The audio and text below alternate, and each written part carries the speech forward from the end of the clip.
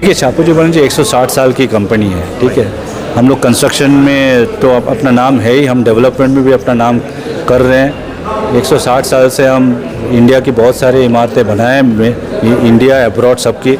Reserve bank of India Bombay में, कलकत्ता में, Ganges के नीचे से जो मेट्रो, ये सब शापूरजी का ही प्रोजेक्ट है। चेना ब्रिज जो बना है वो भी हम लोग ने बनाया है। तो exclusive jewellery collection DTC London द्वारा best showroom award winner RR Agarwal jewellers, Kolkata Jaipur के बाद अब रौरकेला में भी आरआर अग्रवाल ज्वेलर्स, रिश्ता भरोसे का। महानगर में आयोजित स्पोर्ट्स कॉन्क्लेव ट्रेल ब्लेजर्स 4.0 में शापूरजी बालाजी रियल एस्टेट ने सक्रिय रूप से हिस्सा लिया।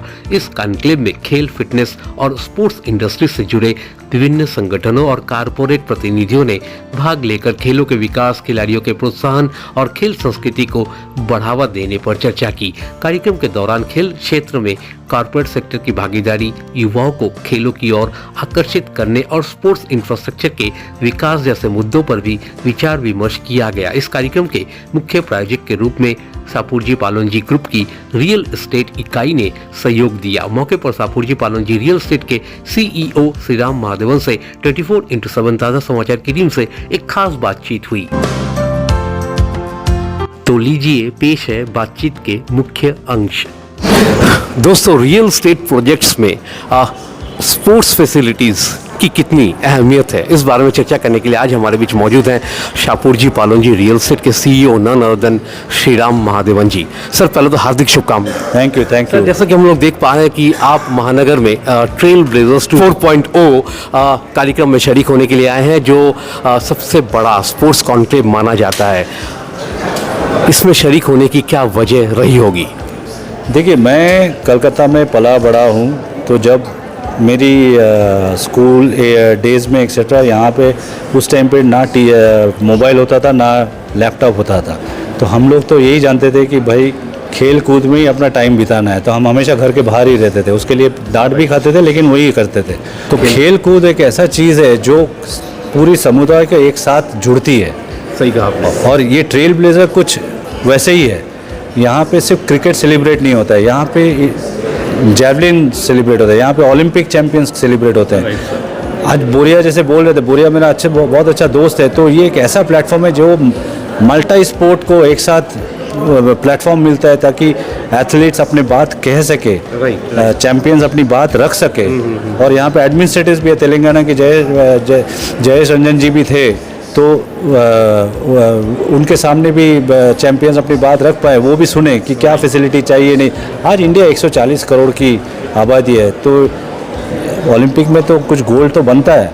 तो अभी धीरे धीरे हम वही कोशिश में है कि प्राइम मिनिस्टर श्री मोदी जी की भी पूरा सपोर्ट है स्पोर्ट्स को फैसिलिटेट करने का।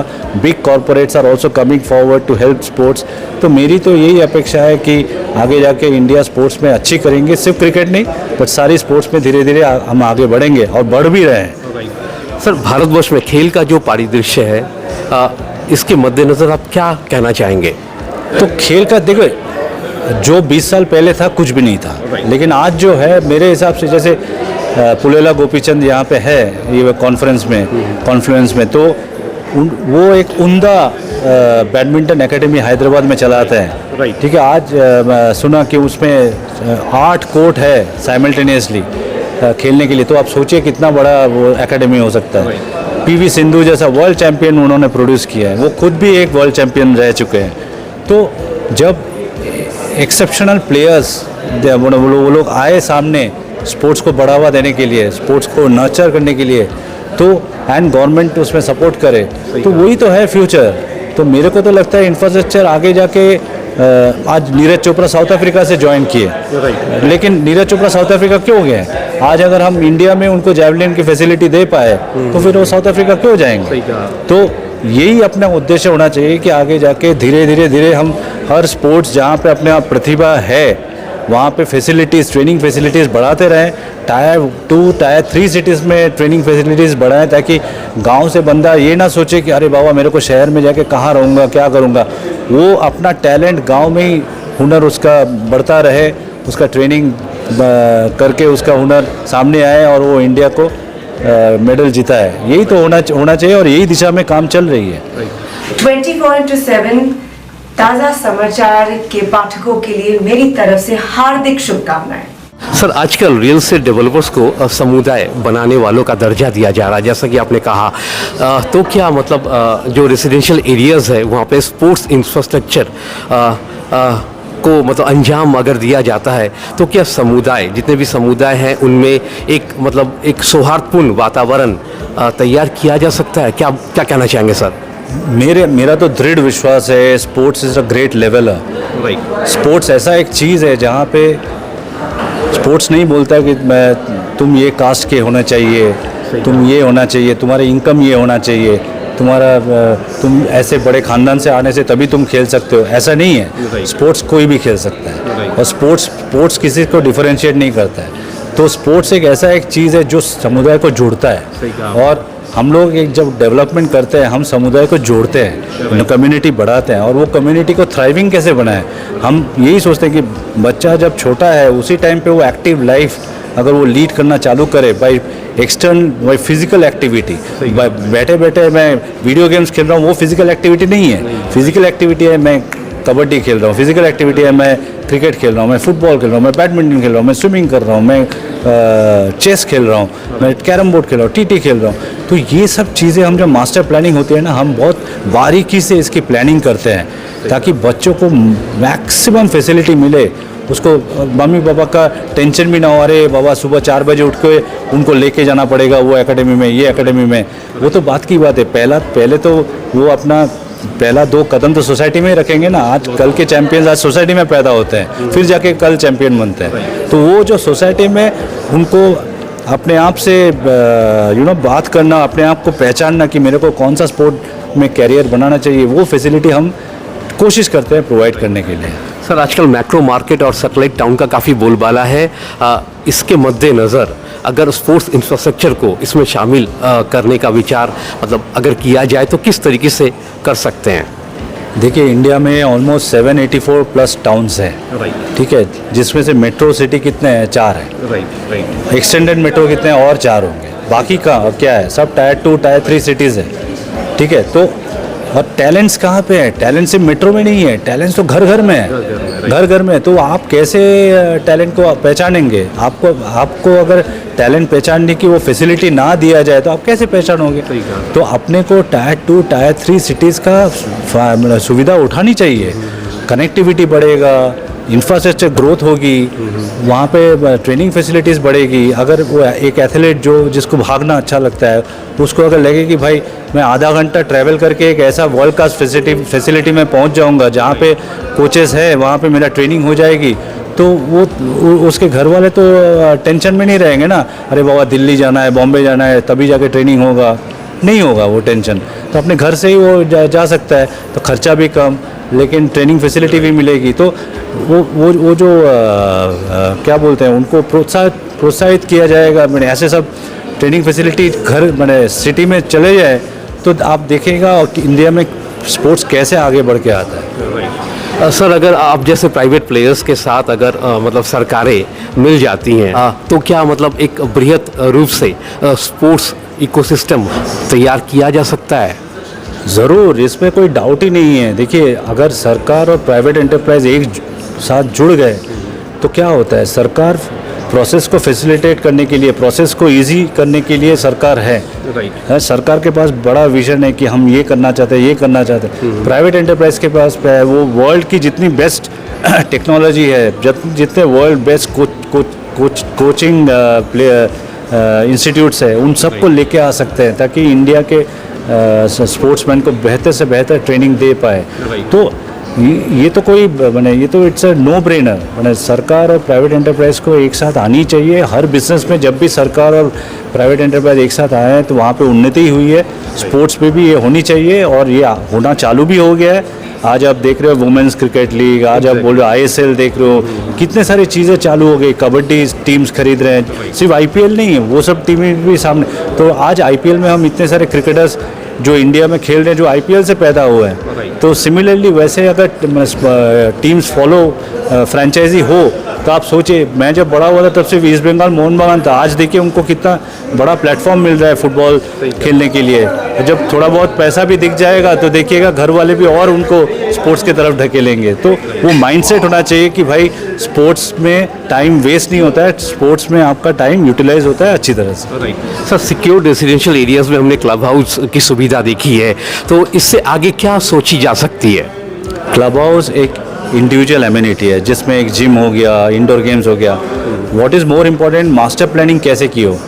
आपके पास बच्चे हैं, आपके पास टीन्स है, आपके पास सीनियर सिटीजन है, सबको एक्टिव रहना पड़ेगा। तो होना ये चाहिए एक प्रॉपर गेटेड कम्युनिटी के अंदर जहाँ पे वो सुरक्षित महसूस कर सके, वहाँ पे वो क्रिकेट भी खेल सके, फुटबॉल भी खेल सके, कोचिंग भी ले सके, मैराथन भी दौड़ सके, जॉगिंग भी कर सके, वॉकिंग भी कर सके, साइकिलिंग भी कर सके। तो ये होता है डेवलपर की रिस्पॉन्सिबिलिटी कि कैसे ये सब सुविधाएं एक प्रोजेक्ट में हम शामिल कर सकते हैं ताकि कल का चैंपियन आज सोसाइटी में पैदा होना चालू हो जाए। सर, सापुरजी पालोन जी रियल एस्टेट का एक सब ब्रांड भी है जॉयविल, जिसके बारे में हम लोग जिक्र कर ही रहे थे। आप लोग इस ब्रांड के तहत हावड़ा में काफ़ी मतलब कम्युनिटीज़ डेवलप कर रहे हैं, कुछ बताएं। देखिए, कोलकाता वेस्ट इंटरनेशनल सिटी के अंदर अपना 30 एकड़ का डेवलपमेंट है जिसमें हम अपार्टमेंट, रो हाउस, ये सब की फैसिलिटी है उधर। जो सबसे इम्पोर्टेंट है, आज अगर आप देखोगे कि सेकंड उंगली ब्रिज क्रॉस करने के बाद 6 लेन कॉरिडोर, जो एलिवेटेड कॉरिडोर, वो बहुत ख़तरनाक तरीके से पेस में चल रहा है। तो वो जब ख़त्म होगा 10 मिनट में आप वहाँ से आप पहुँच जाओगे पार्क स्ट्रीट। सही कहा। 10-15 मिनट में, अगर 10-15 मिनट में आप पार्क स्ट्रीट पहुँच जाओगे, आप क्यों कलकत्ता की गर्दी में रहना चाहोगे? तो आपको क्लीन एनवायरनमेंट चाहिए, तो वो क्लीन एनवायरनमेंट उधर है।